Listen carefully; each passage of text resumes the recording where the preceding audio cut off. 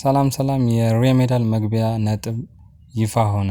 ትምህርት ሚኒስቴር ከሰዓታት በፊት በሰጠው መግለጫ መሰረት ለናቹራል እና ለሶሻል የወንድ ተማሪዎች የመግቢያ ነጥብ 216 ተብሏል ከ600 ማለት ነው።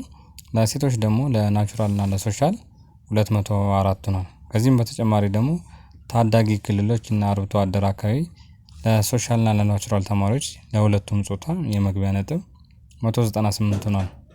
ስለዚህ በስማት ለተሳናቸው ተማሪዎች ደግሞ ለናቹራልም ለሶሻልም እንዲሁም ለሁለቱም ጾታ ለወንድም ለሴትም ማለት ነው የመግቢያ ነጥቡ 198 ሲሆን ለአይነ ስውራን በሁለቱም ጾታ ለሶሻልም ለናቹራልም የመግቢያ ነጥብ 165 ሆኗል። ይሄን አውቃችሁ ይሄ መሆኑን አውቃችሁ ይሄም የሚሆነው ግን ወደ ዩኒቨርሲቲ የገቡት 49.5 እና ከዛ በላይ እንደሆነ ከዚህ ቪዲዮ ሰርቼላችኋለሁ።